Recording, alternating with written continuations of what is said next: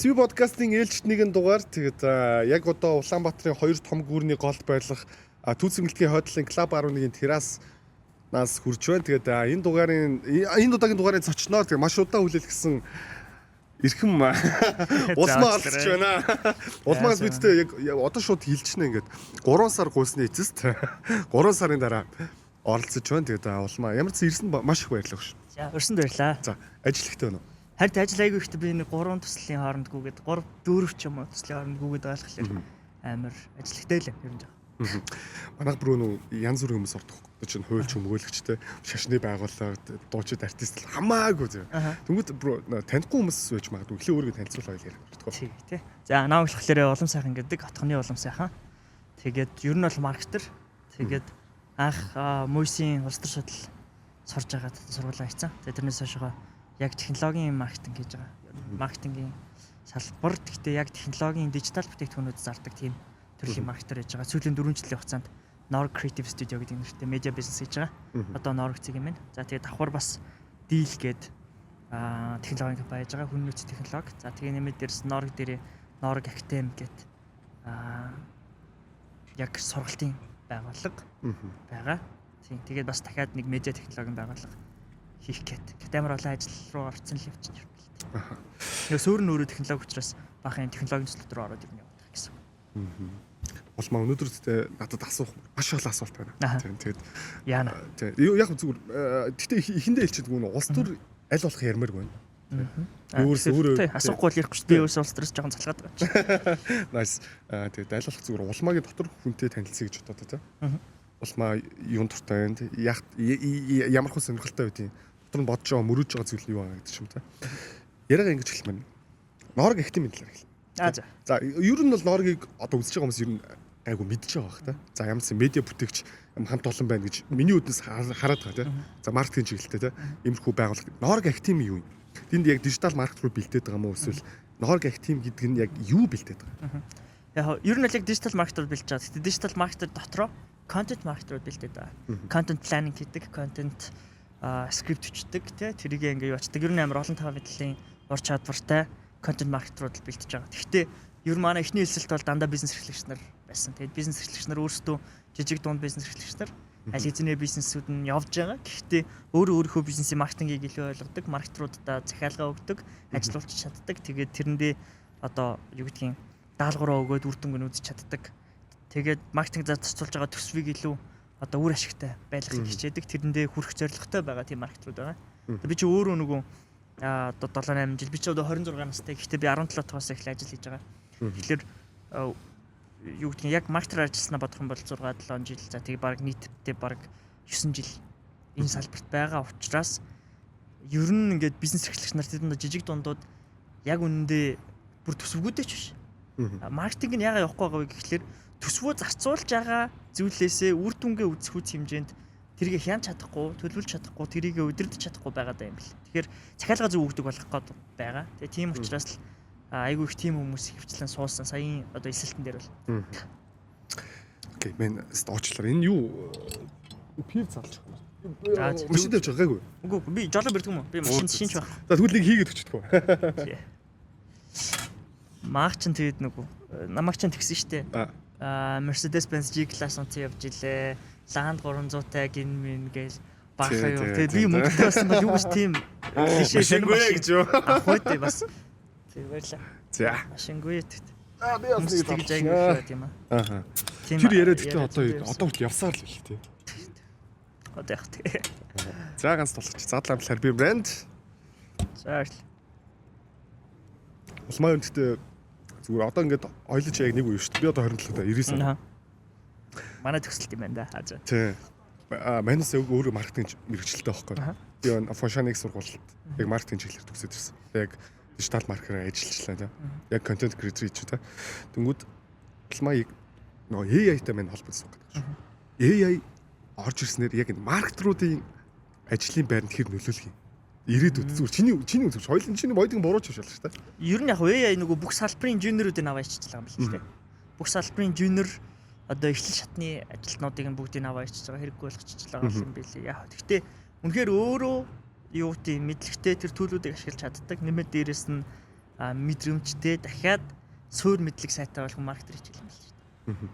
Тэгээд байжлаа. Ер нь өөрөө байнгын тогтмол суралцах чадвартай байх юм бол юу яадаг юм. Scott Young гэдэг хүний meta learning гэдэг ultra learning гэх ном байдаг байхгүй. Тэгээд ultra learning дотроо ерөн зөвхөн сургаж суралцсан тухай заадаг.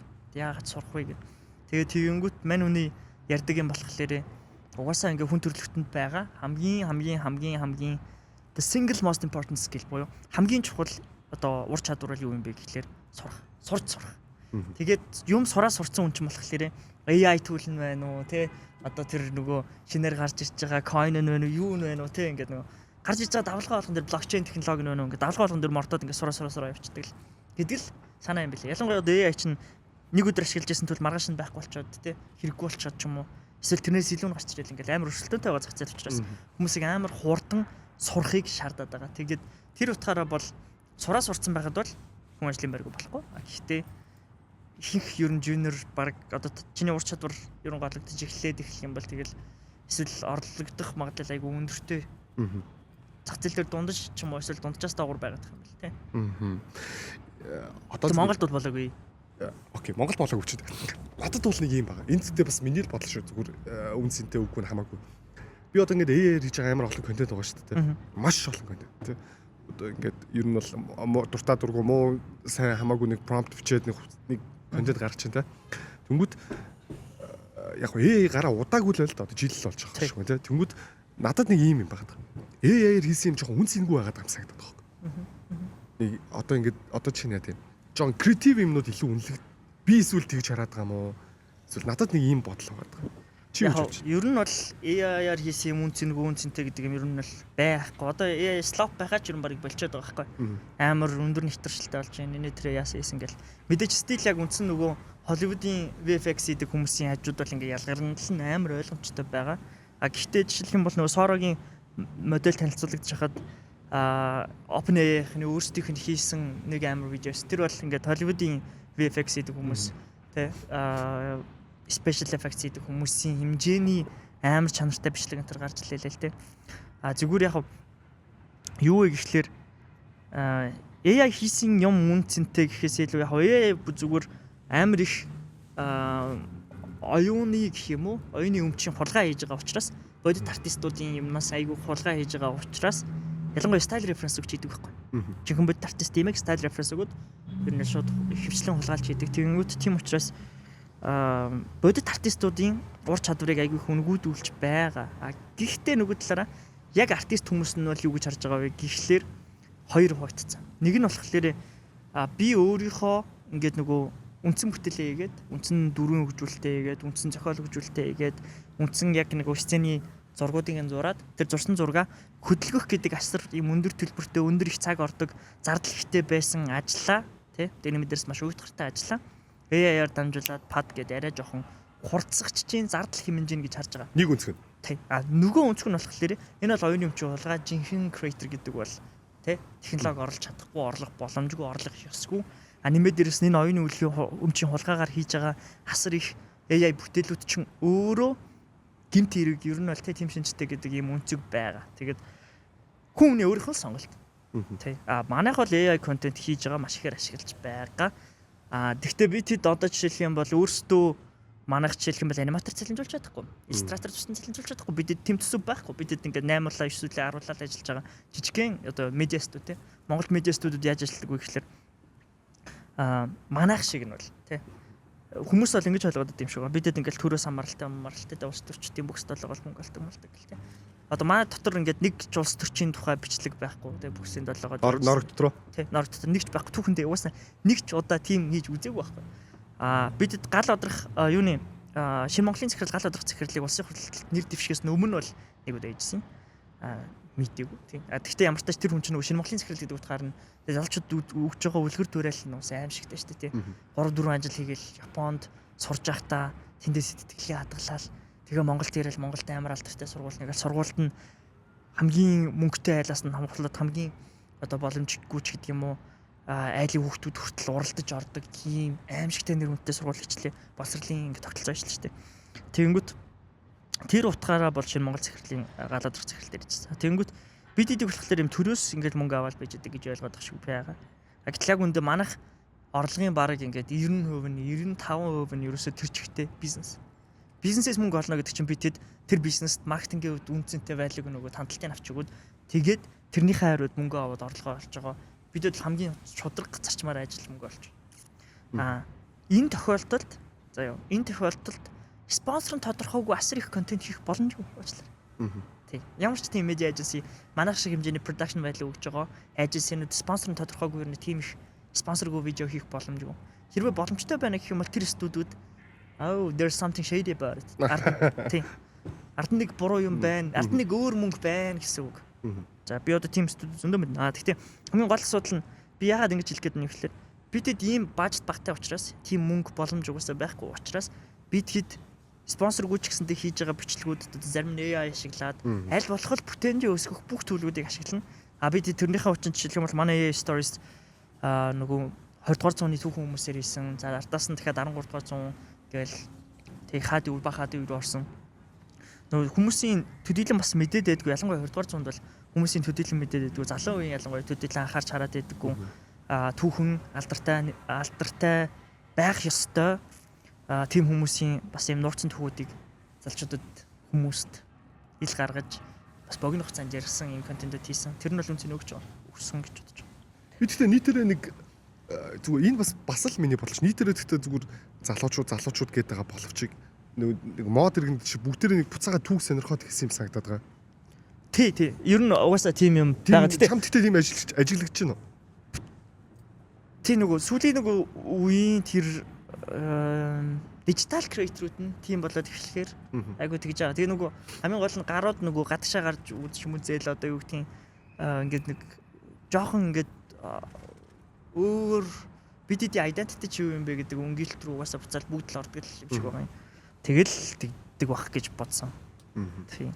Гэтэ бас од мөндөр амар чухал импакт үзүүлсэн юм санагдсан надад. Од мөндөр угаасаа. Од мөндөр бол надад яг тэр түүх дээр л айгуу чухал үзүүлсэн юм санагдсан. Од мөндөр угаасаа дурдах хэрэгтэй хөө. Би үртэл зүгээр унтахтаа үртэл од мөндөр тавь унчихдаг хөө. Тийм. Гоё автаж сонсдог. Би улмаа ингээд суучмаар зүгээр гівгэнд ингээд сэрээд байгаа дуучлаа. Зүгээр. Сайн нөө MCC-г ярьжсэн шүү дээ. Да MC яриаг л зүгээр чам ингээ холбож ярьдаг шүү дээ байг. Маань л мэдхгүй те. Гэтэ яг үнчээр яг одоо нэг холбооддаг MCS одоо өөр юу гэдэг лээ. Тэднээс яг чам ямар нэгэн санал тавьж ирсэн үү? Зүгээр ишүү үнчээр. Үгүй. Илбэг дорж гэдэг MCS гэдэг. Тэ илбэг дорж гэдэг MCS. Тэгээд нөгөө Ардинамын дотоод зодоо явчихсан учраас хөрсөгч гэдэг юм. Тий. Тэгээд яг тийм угаасаа байхгүй.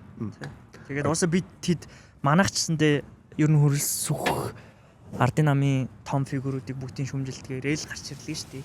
За нэмээд дээрэс нь тэрнээс ч гадна дахиад MCS бол би одоо MCS-д өөрөө нөгөө хөрөнгө оруулалтын компанид ажиллаж байсан учраас MCS-ийн culture ямар вэ? MCS юу ордгоо вэ? MCS бол одоо юу гэдгийг нөгөө юм тим юмд холбогдож тим юм руу ингээд санаа зовж юу яадаг компани биш юм шиг санагддаг. Зүгээр яг урагшаал.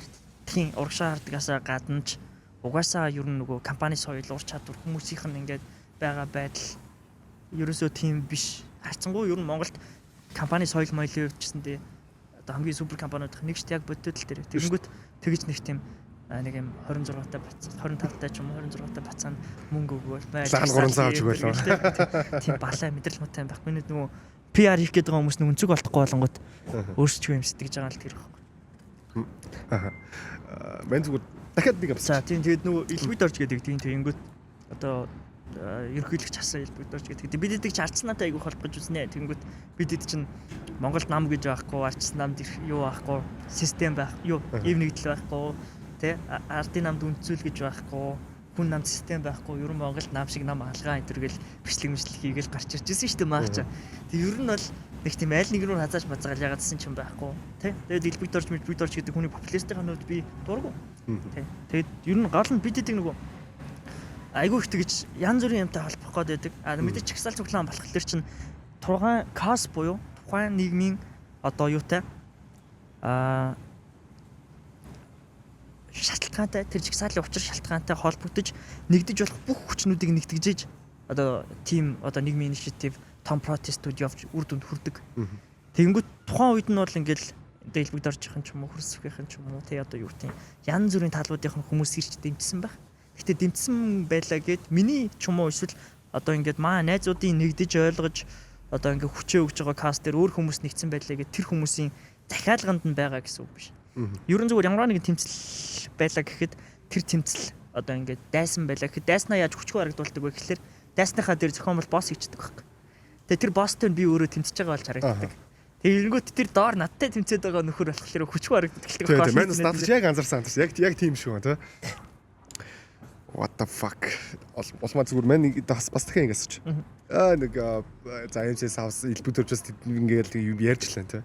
Улмаа зүгээр гэхдээ одоо зүгээр яг хувийн орлого чинь нэг сард хэд вэ? Амар бүдүүлж байгаа агрессив бас болсон ч тий. Надаа хувийн орлого гэж байхгүй. Ер нь яг хуу зүгээр маа компаниг сард дунджаар 60 марыг олдог. Тий. Тэд нар чинь бид чинь цалин 50 урсгал зардал түрээсм гэсгэл зарлаа. Яа. Тий, маах нэг 60 марыг бол олчдөг. Тий. Тэр нэг яг Монголд нэг тэр нэг дундаж болон за дунджаас нэг чүд дээгүүр үнэл цалин байна шүү дээ тий. Хуваахаар тий. Тий, шүү дээ. Тий, ер нь бол гэхдээ тэгээд тэг тийм амар өсөрт доож зодлоо олоод байгаа юм байхгүй. Угаасаа амар мөнгө олдог салбар ер нь биш. Зүгээр амар soft powerтэй hard power бол байхгүй. Soft power гэдэг нь influence хийх чадвартай team салбар. Тэгээд тэрнээс учиргүй ингээл амар их чамайг баяжуулаад байрны мөнгөтэй болгож мадлагдах салбар биш. Бидэд стил нэг татвар өрнөөсөө гараагүй л явж байгаа. Чигсаал хийж явах үед ч хүмүүс ажиллагаа аваад сууж явахт би хэлжлээсэн. Одоо өртөө. За би тэр татвар өртөө. Нэг 170 малын сая татвар байна. Чигсаал руу нэг хальт ингээ орч. Би тэгтээ нэг удаа ярихгүй. Sorry. Огцорхон амархан чигсаал чиний хувьд үр дүн хэрэгжилт зүгээр хэдэн 100%-ээс хэдэн % бил олсон гэж бодож байна. 100. Окей. Яагаад гэдгийг би яа. Окей. За хамаагүй тий яг наатахаа хэлээд үг. Яагаад вэ гэхлээр бидэд яг мэдээч нэг огцрох амархан гэдэг нэртэй чагсаал command тий. Огцруулсан. Орлогоо нотл гэдэг ч юм болохоор нөгөө талын narrative байхгүй. Оюун эрдэнэ талаас өөрөөсөө гаргаж ирсэн narrative юм. Тийм үү. Бидэд орлогоо нотл гэдэг үгийг ер нь бол анхнаасаа л ер нь юуныхаа юмнууд дээр нэг амар авчиж ашиглаагүй. Бидэд огцрох амархан гэдэг narrative дээр ер нь байсан. Яагаад вэ гэхлээр орлогоо нотл гэдэг чинь бид хэд бодож өнгөрсөн үрээ аахгүй. Ийм үрээтэй байвал яах вэ гэдэг хэнгүүт факт хэм бол одоо ингээд бид хэдэд хууль шүүхийн хүч байхгүй гэдгийг мэдж байгаа. Хууль шүүхийн хүч нь тухайн үедээ бол одоо юу гэх юм бүх ингээд том албан тушаалтай хүмүүс нь оюутан хүн байлаа.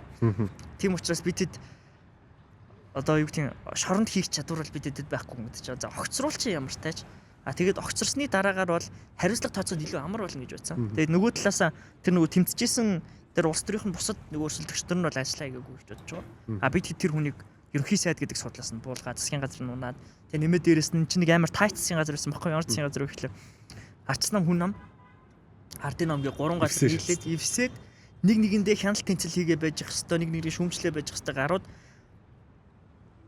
бидний догцруул гэж агсаж байхад арч намынхын дарга нь өмөрөө суужсэн шүү дээ. Хүн намынхын дарга нь айл нь өмөржсэн шүү дээ. Тэр бодоод үзэлтэй тийм байсан нөхцөлд ямар тэнэг хүн өөдөөс нь жагсаал хийх юм те хэцүү байсан шүү дээ. Тэгж яхад тэгээд жагсаал хийснийхаа дараа худалдагчсан болохоор амар тэнэг байхгүй. Гэхдээ энэ жагсаалын бас нэг амар чухал үр дүн нь болохоор арчилсан нам өөрчлөгдсөн. Арчилсан нам засгаас гарсан байхгүй. Тэр чинь 42 судалтай. Хамгийн том сөрөг хүчин нь ингээд тэр ингээд засгийг алгадах юм одоо юу гэдэг те чадамжтай болчихж байгаа шүүмжлэх одоо хил амтай болж байгаа ам орж байгаа ийм зүйл арчилсан намын бүлэг дээр гарч байгаа шийдвэр мэдрүүд одоо ер нь бол Монголын улс төрийг шийддэг болсон шүү дээ. Ягаад гэвэл ардын намч 2 хуваагдаад 30 2 хуваагддаг. Тэгэнгүүт арчилсан нам гэдэг газар чинь одоо яадаг болсон бэ гэхлээр аль нэг тал руу нисвэ хийгдэж юм шийдэгдэх тэр айгүй чухал юм байр суурьтай болоод одоо Монголд ийм үнэмлэхүүн нэг тал нь нийддэг нэг тал нь ингээд дур зоргоор аашилдаг юм одоохондоо айгүй болчиход байгаа. Баггүй. Нийслэл төр бол тийм байхгүй. Нийслэлийн төсөв одоо яг Нямбатар айгүй яригадаад байгаа гэхлээр нийслэлийн төсөв ч уус аимшиг амар ихгүй. Тэгээд тэр амар төсөв дээр чинь арчилсан нам нийслэл дээрээ бүр үнэхээр байхгүй ялагдаад. Тэгээд нийслэл чинь битүү одоо 90% ялтдаг болсон. Нийслэлийн ардын нам. Тийм учраас нийслэлийн эрдэнэ төлөвчдийн урал буюу засаг дарга хяндаг байгуулах нь одоо жишээлх юм бол нийслэлийн засаг даргын тамгын газрыг засгийн газар гэж бодох юм бол улсын хурал нь буюу нийслэлийн эрдэнэ төлөвчдийн хурал нь ямар хөрхий ямар ч одоо юу байхгүй хяналтгүй арчилсан нам ямар ч позишн байхгүй. Тийм учраас амар их хараа хяналтгүй мөнгө эдэлт тэнд угаасаа болж бодолтой.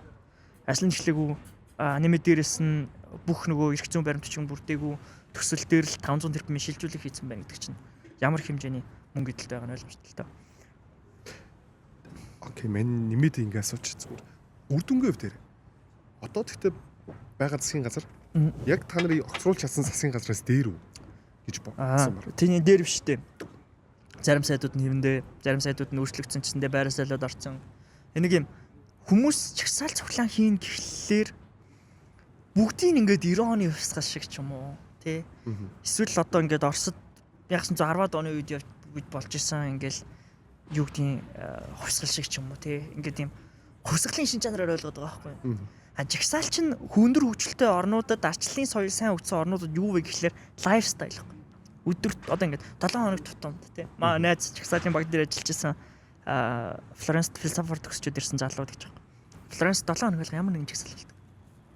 Хүмүүс ингээд нэг жагсаалыг гээл тэр нь ингээд янз бүрийн үр дүнд өөрчөнгөл маргааш нь ингээд дэлхийг эргүүлсэн юм шиг, алга эргүүлсэн юм шиг бүх юм ингээд өөрчлөгдөв. Том хувьсгал шиг ойлголтой. Зүрүү чиглээл тий. Им лаг болоод гинт нэг засаг нь огцорчвол дараагийн засаг лаг болно. Тийм байхгүй шүү дээ. Энэ чинь гэхдээ юу ойлгож байгаа вэ гэхлээр окей энэ ерхий сайдын судал гэдэг чинь хааны судал биш юм байна. Мөнхийн шийд биш юм байна. Тэ? Монгол таан байхгүй маань. Бас эн чинь нөгөө иргэд үнэхэр хүчтэй юм байна. Тэ огцорч болдго юм байна гэдэг юм баланс тэ? Тийм юм авч байгаа. Тэгээд тэр нь айгүй чухал. Тэрнээс биш зөөлөн урд нөгөө үр дүнгууд нь айгүй чухал. Хоёрдугаарт бол хамгийн чухал үр дүн нь бол мэдээж тэр арчилсан намсэр хүч юм болсон. Бидэд улсын хурал гэдэг байгаа зүйл чи өөрөө хяналттай болж байгаа байхгүй баг багаар. Тийм л нөлөөнүүд байгаа. Тэрнээс нэг бусдаар нэг хайхтар том нөлөө ер нь бол байхгүй. Мань өнөөдөр асууж байгаа асуулт нь жоохон ингээд бүдүүн асуултууд байвч нөгөө хүн болгонд хүн болгонд одоо ерөнхийдөө жоохон ерөнхий хариулт авахыг хүсэж байгаа хүмүүс маш олон байгаа шүү дээ. Ингээд даалчлагаас илүүтэйгээр зүгээр улмаагийн яг зориод байгаа том зүйл нь юу юм? Зориод байгаа. Улс төрийн хувьд ч юм уу эсвэл одоо яа тийм зүгээр нийгэм ирээдүйн хувьд ч юм уу. Ер нь би зүгээр нөгөө технологи руугаа сонирхолтой. Тэгээ янз бүрийн одоо медиа бизнес бол яг ингээд одоо байх бах. Гэхдээ би тэрүү одоо замаараа яваад магадгүй юу гэдгийг одоо барыг залхачлаа одоо л тийм мэдээч яг зөндөө гойгоо их борон зай бол байгаа. Гэхдээ бас миний айхтар бүр одоо пашнтай урт хугацааны салбар ер нь бол биш юм байна. Хоёрдугаарт бол медиа гэдэг чинь над шиг бас юм өндөр сэтгэл хөдлөлтөй хүн чийдэг салбар бас биш те. Тийм юм шиг байна. Хоёрдугаарт л тэр яг технологийн бизнесэл хийх надад мөрөөдөл одоо зорилго одоо амбиц уусаа байдаг тий.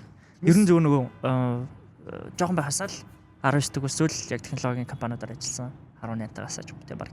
Тэгэхэд тийм болохоор яг тех бизнес тэгэл тухайн үед ч нөгөө Монголын яг стартапын бүүн болж исэн бүгд л Silicon Valley ярьдаг бүгд л тэгээ unicorn болон тэрбум долларын стартап болно гэл тэгэл баярах чинь сая долларын стартап гэл ном бичээл тий. Яг л тийм үед нь би стартаптаар ажиллаж исэн. Тухайн үед одоо Монголд байгаа бүх том технологийн компани захирлуудын доор ажиллаж үзсэн. Тэ Intel Mind-ийн одоо Shopee-ийн мэндэ захирал тэгэл Анд Global-ийн одоо андар захирлын бас хөрөнгө оруулалттай компанид ажиллаж исэн.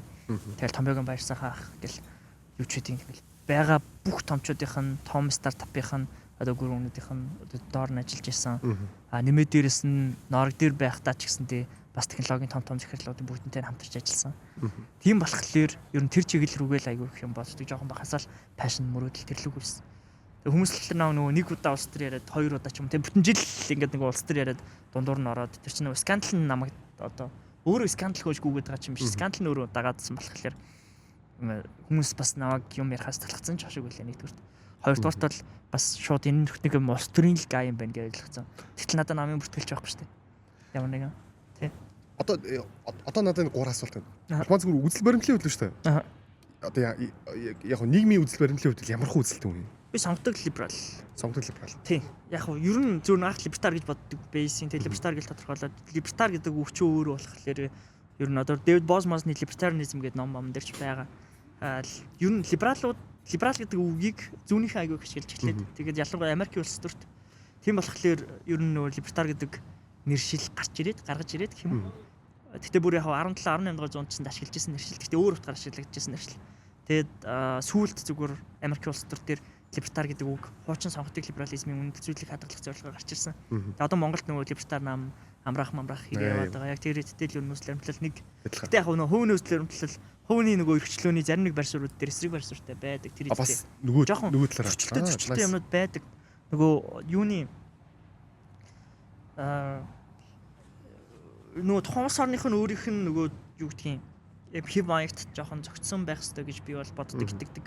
Тийм учраас тэр чиглэл рүүгээ жоохон хувийн эрхчлөөний жижигхэн зөрүүнүүд байдаг. Гэтэ үндсэн улс төрийн эрхчлөө, эдийн засгийн эрхчлөөний асуудлууд дээр нь бол 100% санал нийлдэг. Би зэнтэй яг тэрэн дээр бол 100% байгаа уу.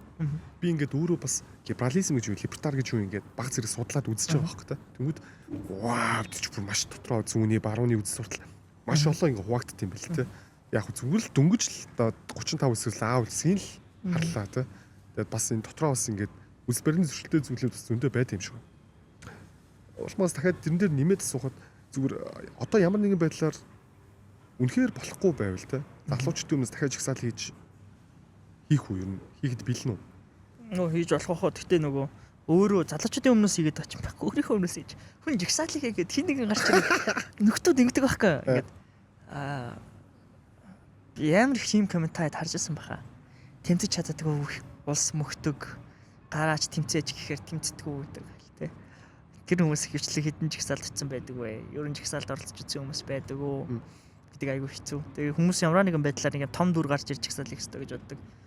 Тэ эсвэл олон инфлюенстэй хүн гарч жагсаал хийх хэрэгтэй гэж боддог. Тэгээ одоо тэр цогтоо гэдээ ахвад штэ жүжигчин. Тэ манай бас подкастаар орж хүмүүс цогтоохоор тугцгц юмсаа гэдэг байна. Одоо яа тэгэхээр өөрсдөө яг үнэндээ оройлтод гарч явж чадахгүй тий. Тэр хүнээр ер нь бол яг үнэндээ тэр жагсаал дээр байсан хүмүүс айгүй тугцгсан. Мэдээж яхав манай нэр өөрт нь бас ингэ жоохон асуудлууд байсан байж магадгүй. Тэ асуудлууд гэдэг нөө хаа шууд яриа өстэй тий. Би тэрийг нийжсэн тэнд гарсан тий. Гэхдээ яг тэр үед органикаар байх юм хүчин сэтгэлээс явсан байх гэж би боддог. Тэгээ тэр үедээ манай монголчуудын л ингээд өөрсдөө тэмцэхгүй өөрсдөө урд нь гарч явахгүй хэрнээ ардаас нь чулуу шидэх дуртай залгын зан л одоо гарч ирсэн гэж би боддог. Тэгэл тэр зан ч гэсэн над дээрсэн гарч ирсэн шүү дээ.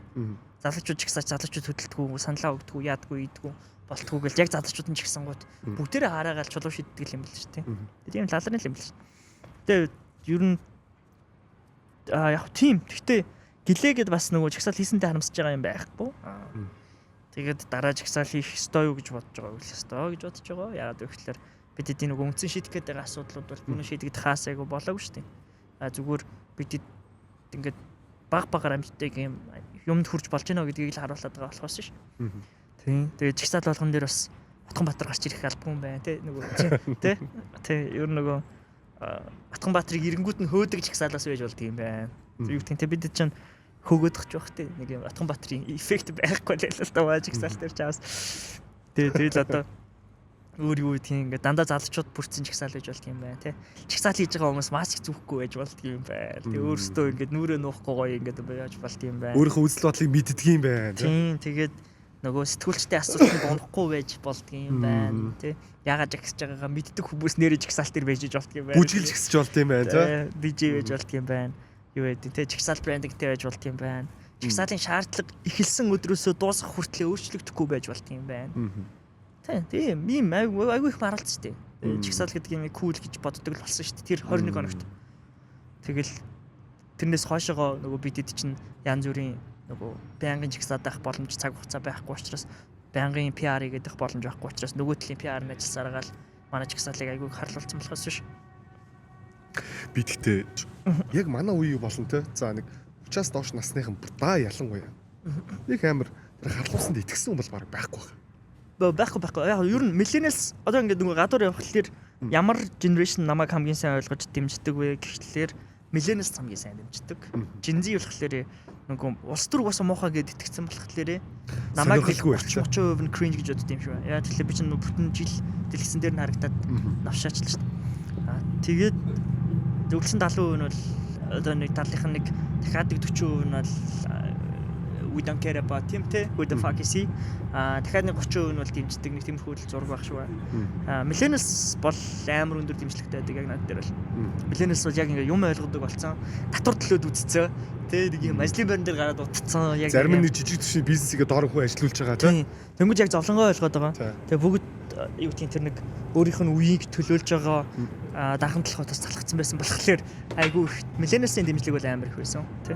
Тэгтээ нааш тэгтээ ямар гоё үү. Чи нэгээс баг анх удаа талж байгаа. Нэг яг би баг Z2 амар дэмждэг байхсан чинь миллениалс илүү байсан юм тий. Миллениалс намайг хамгийн их дэмждэг. Болцоороо ингээл нөгөө юу гэдэг ингээд намайг дэмждэг гэдгийг илэрхийлдэг юмнууд. Таад аамиг мэдэн шүү дээ. Мэдлэхгүй байх уу. Аами бит хоёр play time дээр явж идэг байхгүй. Тэгсэн чи аамитай ирээл дандаа ингээл хүүхдүүд тэгээ 17 16 18 гэдэг нэг юм залгшид төршрэл ингээл мэдлэл зэрэг авах юм байна. Тэгээ би тэр чигэд бас тэр чинь нөгөө яг болж янцсан байсан үе нөгөө дөнгөж жигсаалчин 6 сарын 2-нд дуусаад 7 сард play time. Тийм шүү дээ. 2 өдөр 3 өдөр тойлоод харсан. Тийм тэгвэл над дээр ирж байгаа хүмүүс нь болохоор дандаа ах ихснэр эсвэл манай үеэс дээшээ ив ах ихснэр байдаг. Тэгэл би тэр үед тэгэл хоорондоо нээлтжлээсэн. Ер нь хиймэрхүү байна. Яг над дээр зөвхөн үнэлтэй аами ч юм бол угаасаа тэр нэг 10 жилийнхний ремикс болсон юм байлаа шүү дээ.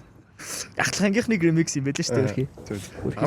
Аами мундаг амар тийм. Таад ингээ аами айгуу юм хамаагүй юу ийд шүү дээ. Рилүүд идэв шүү дээ. Рилэн дээр нь хамгийн анхных нь рилмэлэн дээр бас явж байдаг те. Ингээл тэгээд аамигийн тим рилүүд хийдэг ч гэсэндээ аами цаана бол амар их уншдаг амар мэдлэгтэй. Албаар сошиал медиа дотор рилиг тулгаж байгаа, жихнэрээ байхыг тулгаж байгаа, дүр бүтээж байгаа тим инфлюенсер байдаг. Тэгээд би яг одоо ч нөгөө маркетингийнхэн бүгд анзаараад аами таамтардаг л болсон байл л те. Тийм билээ.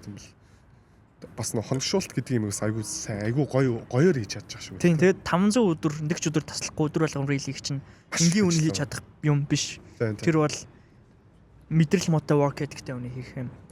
500 давцсан байл ч дээ одоо. За ивэл 503 гэсэн явжсэн тийм. Давцсан. За 500 саяхан давцсан байл л тийм. AK Ямиг бас энэ дэр дурдчихэ нас бид нар бүгдээр ч аваад шүү тийм. Нэг зүгээр яг өнөөдрийн хувьд бол мань ингээд нэг амар улс төрч мөржихийг хүсээгүйсэн миний хувьд л амар гоо хүслэр болж байна тийм. Нэг амар юм туушгүйгээр. Угаасаа яг өөрийн зорилго хүн нөөцийн технологийн компани гэж байгаа. Тэгээд тэрнийхээ нээлтийг хийх гээд байгаа. Одоо ер нь өнөө маргаашгүй. Яг нээлт гэж ивент хийхгүй л дээ. Зүгээр контентуудыг гаргаад лонч хийгээл хэрэглэгч татаал ингээл айдмайдууд гаргаад тиймэрхүү юм хийх гээд байгаа. Тэг өөрөө нэг стартап хийх одоо зорилго маань ингэж нэг одоо биелэх гэж байна да. Яг өөрийн стартап. Яг өөрийн ч бах тий хамтарч байгаа хамтрагч нар байгаа. Тийм. Хамтарч байгаа залуучууд нь бас амар мундаг олон улсад гарцсан тийм баг байгаа. Нэмийг ингээс ч одоо хүн болгон текст суртаа гэдэг маа нэг очирхүү гэнэ зав. За. Чи бас мэдчихлээ тий. Текстсэн тий. Оч биднээс бас багасаа нэлсэн. Маань дорч олон байгаа. AK дорч олон битөөч бүр нэг анги тий гэж юу вэ тий. Битөөч бүр нэг анги. Зэргийн сургууль юм аа. Гүү. Тэрнээс өмнө юм аа. Баг ангитай нэг анги тий.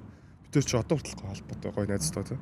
Тэнгүүд ингээд яг одоо ингээ манай үн зал одоо ингээ маанаас ингээ явж би багтах. Тэнгүүд оожтой би бас яг ингээд нэг Монголын тоглолт үзээ суужсэн чинь текст сүртэй байх талаар надаа бүр ингээд ад чи яг ийм нэг жоохон сонирхоотгоо гэдэг нэг цаг бар ингээ юм ярьсан баг.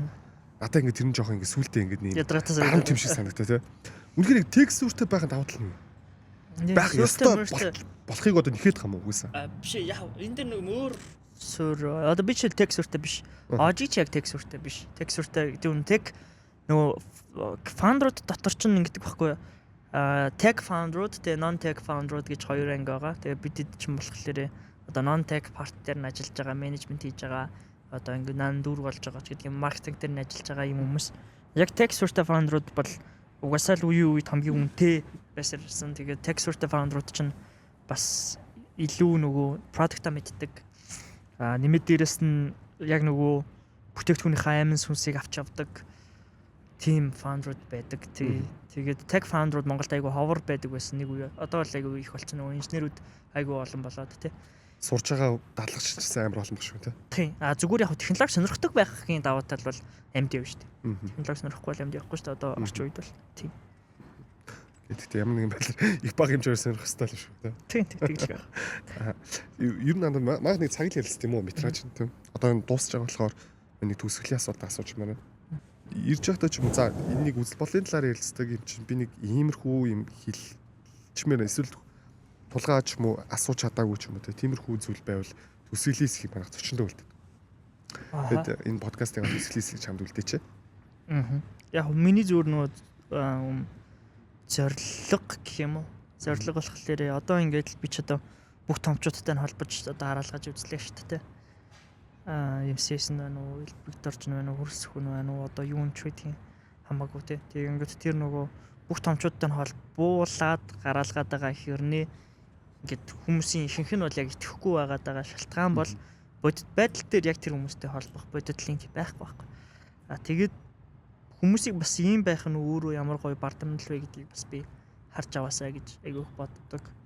Хоёрдугаар талхлаарээ дахиад тэр хүмүүстэй зөв хүмүүс амар гоё том зорилготой байгаасаа гэж боддог. Би яг нөгөө том зорилготой гэсэндээ яг тэрэндээ хүрэх work ethic надад бас заримдаа байдгүй. Тэгтээ зүгээр залуучууд яг манай үеийнхэн манайхаас доошоо дүүнер ялангуяа бүр амар том зорилготой байгаараа одоо байгаа энэ ах эгч нарыг айгүй жижигхэн гэж харах хэрэгтэй. Би гэсэндээ анх одоо ингээл доор нь ажилдаг байсан мундаг захирлуудыг айгүй ихлээд алсын бараа шиг хардаг байжгаад явчаандаас ойртох тусам улам ойртол тэгэл бүр улам энгийн болоод тэгэл цаашаага бас энэ хүмүүс ч гэсэндээ страглдал бол устгах галж чадахгүй те яах гээд байгааг мэддэхгүй те тэгэл компани тэсрэлийн үед фейлтэл ингээл явж байгаа хүмүүс юм биш те гэдгийг ингээ баг ингээл ажиглал ойлгодог болцсон. Тэгээд энэ хүмүүсийн хүрсэн байгаа юм чинь бидэдтэй айгүй ойрхон юм байна. Цаана нь баг ингээд 1000 бэрийн аялал байгаа юм байна. Гэдгийгчсэндээ ингээ баг хардаг болдог. Мэдээж мундаг захирлууд гэхдээ тэгэнгүүт одоо байгаа бидэдээс дүү хүмүүсүүд бол бүр томор хараасаа гэж боддог. Бүр ингээд амар том хол алсын зориг тавиад тэгжиж шүд наан бун. Тэгжиж бидэд нөгөө Казахстаны том юникорнууд бол тэгжиж бид нар одоо юу гэдгийг нэг юм арай жоохон бас нутгийн хэмжээний ядаж том юм стартапууд бий болгоно. Компаниуд бий болгоно гэж боддог. Медиа харсан ч гэсэндээ жоохон амбицтай одоо жишээлх юм бол төртөө ажиллахгүй гэдэг чинь амар амбиц байхгүй тий. Эсвэл юу гэдгийг ийм юм хийхгүй тий. Эсвэл аль нэг групп компанид навцгаа өгөхгүй ч тий.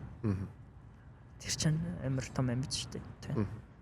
Бид жишээлх юм бол одоо ингээд томоохон групп компаниудаас хөрөнгө оруулалт авах талаар бодож ирсэн. Гэхдээ хөрөнгө оруулалт авахгүй байх нь өөрөө бидний индипенденс байхгүй юу? Одоо та тараараа том групп компаниуд бүгд өөрсдөө медиа бизнесүүд те. Жижиг том. Зарим нь дотроо медиа группүүдтэй байхгүй. Тэгээ өнгөт Норгийн хувьд бол би шууд пост бичиж агаад том групп компани оруулахгүйгээр дандаа жижиг angel investor-уудаас хөрөнгө хосгоод ил тодтой. Тийм ил тодор хөрөнгө оруулалт хийсэн. Одоо open data матаар ороод харах юм бол манай хувьцаа зэмшил байгаа. Тийм. Тэгээд тэр нь айгуу чухал. Бас тэр чинь өөрөө нэг юм амбиц яваад шүү дээ. Өмнөг өөрөөр хийгсэн. Тэгээд тиймэрхүү амбицлах гэж би бол хувьдаа оролддог. Тэгээд тэр нь өөрөө амар гоё флэш гэсэн. Одоо G class байна уу те? Одоо юу гэдгийг G wagon байна уу? Mercedes Benz юу гэдэг те? Мэдхгүй. Ambulance 300. Эсвэл Ferrari те? Lambo унахаас хамаагүй илүү амар том флекс. Тэрүүгээрээ флекс. Тэр амар том флекс. Шүү гэж л хэлмээр байна да. За баярлалаа. Тэгээд манайс нөгөө өдөр баг подкаст л хэлт юм дөө. Тэр нөгөө буруу зүг гоё шүүгээд сонсорой. Бид нэг заавал зүг юм ярих аль байхгүй шүү дээ. Хүн болгоноос таалагдах аль байхгүй. Өөдөө уусаа тэгээд нөгөө подкаст чинь бахан хараалган дөө би орсон юм чи. Та хамаагүй би ч та хараалган сонссон. Оо галаа хаалцсан яриад орсон чи. Тэр ихтэй бас гайгүй доотлоо. Facebook-ийн комментууд л алдیں۔ YouTube-ийн коммент чинь бол нэг 70-30 харьцаатай 70% гайгүй 90 комментууд. Facebook ч баслаа. Facebook ч амар шиг. Facebook гайш nice шүү дээ. Хөгжилтэй шүү дээ. За тэгээд бас нөгөө нэг мэдээж нэг гарын бэлэг байгаа спонсор байгуулаа. Болохоо энэ нөгөө будаа. Оо за. Энэ нөгөө Surias гэдэг жилдээ нэг л удаа тарьж ургуулсан. Тэгээд ямар нэгэн нөгөө нэг хурдан ургуулагч байдсан байхгүй. Тэгээд ерөөсөө л хаврын тариад намар нураас юм. Surias Japanese сортын дээд сортын будаа шүү дээ. Сэрлээд хоол юм нэрийдэг болно. Хийхгүй шүү дээ. Ер нь дургүй юу? Хоол их дургүй юм байна. Гүү би хоол их айгүй дуртай зүгээр өөр дуртаас фейлчээд байдаг гэж. Гүү би дажгууч хоол идэг. Яахан. Амжидгүй маа. За. Nice. За тэгвэл энэ бас нөө тоорын жуус байгаа. Хамгийн гол нь одоо энэ би сахар энэ хоёр тоор нь хөвж шүү дээ. Тийм тоор нь хөвж байгаа. Компот юм дээ. Тийм энэ компот энэ өөр нөгөө ямар ч сахар байхгүй. Бүр 100% сахар байхгүй. Тэнгүүтлээ яаж энэ амтыг бий болж байгааг нөгөө жимснээс гаргаж авдаг сахар ашигладаг. Одоо жишээ нь тоорын жуус, тоорын компот хоёрыг хийх нь л тоор жимснээс гаргаж авдаг сахарыг ашигладаг. Жимсний сахартай бүтээгдэхүүнүүд байгаа. Тэгээд пампан чипс байна, макарон чигнэмэг байна. Энийг бол манайс дээр багтаа бүтээрэл хийсэн тий. Хатаацсан яа. Хатаасан 7 тий. Ганцхан энэ гэлтгүй 24-лийн жимсээр яг юм хатаасан 7 гэх брендинг хийгээ явж байгаа. Ийм юм байна. Тэгээд энийг бас чамтай бэлгэлч. Яа баярлаа. Тэгээд одоо бараг нэг 50 гардах дугаар болж шүү. Тэгээд би бараг орж ирсэн хүн болгондоо л тийм нэг уут нь болохоор өглөө болгон гоё талхсуундаа гардаг уут нугасаа гэд хэлээд өгч. Тийм шүү дээ тий. Тэ. Нэг жоохон бахт нэг Энэ уус амар материалтай уут шүү дээ. Юм даахаар уут шүү. Тэгээд талхсуундаа гардаг уут нугараа гэж маань ерөг өгч шүү. Тэгээд энэ удаагийн дугаарыг ингээ өндөрлөө. Өөр хэлсэн юм. Оо байхгүй. Юу ярих тий. Ер нь тэгэл гоё ярьчлаа шүү. Тэ нэг цаг гоё enjoy-лалаа. Тэгээд хүн нэг ярих хэрэгцээ гэж боддог гинэ.